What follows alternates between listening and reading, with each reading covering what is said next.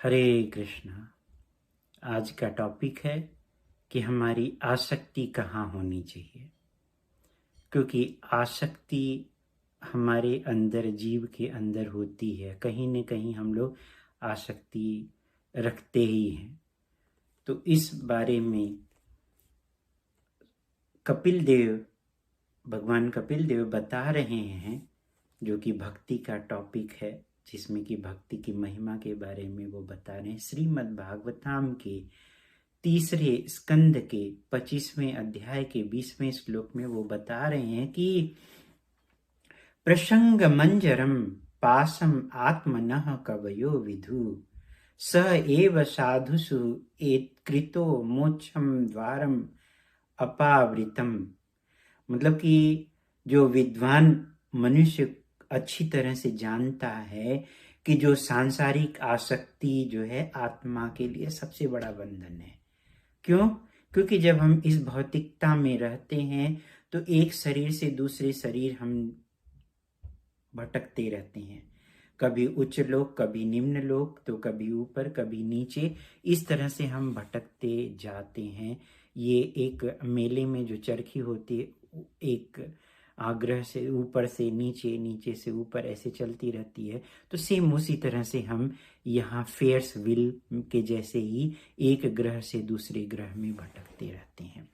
क्यों? क्योंकि ये भौतिकता में, सांसारिकता में आसक्ति के कारण है। तो आसक्ति हमारे अंदर से निकलना बहुत ही मुश्किल है, या निकाली ही नहीं जा सकती है। तो हम उस अपनी आसक्ति को कहाँ पे लगाएं?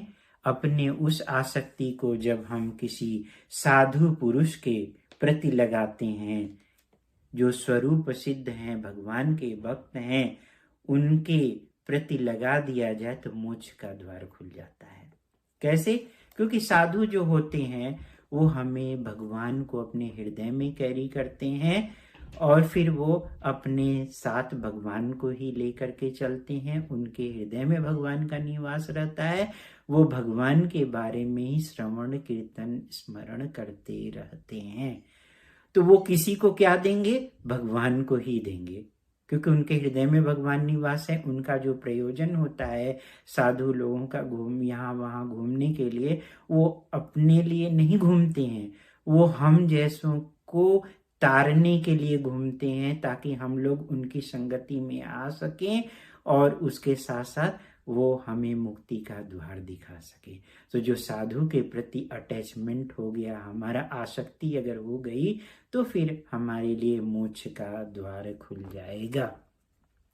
तो इसलिए हम सबको सांसारिकता में हट करके, उधर से हटा करके अपनी आसक्ति को साधु के श्री चरणों में लगाना चाहिए। श्री चरणों में जब हम आसक्ति लगाएंगे तो साधु क्या देते हैं? हमें भगवान की भक्ति देते हैं। तो जैसे ही हमारे अंदर थोड़ी श्रद्धा होती है, हम साधु के संपर्क में आते हैं। साधु की संगति से आने से हम भजन क्रिया स्टार्ट कर देते हैं।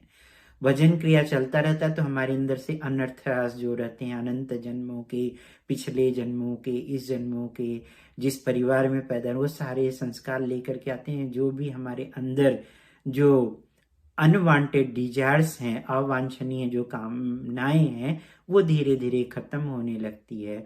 फिर हम निष्ठा के स्टेज पे आते हैं। फिर रुचि उत्पन्न होती है, आसक्ति उत्पन्न होती है, फिर भाव और प्रेम। इस तरह से हम भगवान की भक्ति में लग सकते हैं और भगवत धाम को जा सकते हैं। जन्म, मृत्यु, बुढ़ापा और बीमारी से हम छुटकारा पा करके अपने शाश्वत शरीर को प्राप्त कर सकते हैं। तो हमारी जो आसक्ति होनी चाहिए वह भगवान के भक्तों के प्रति होनी चाहिए।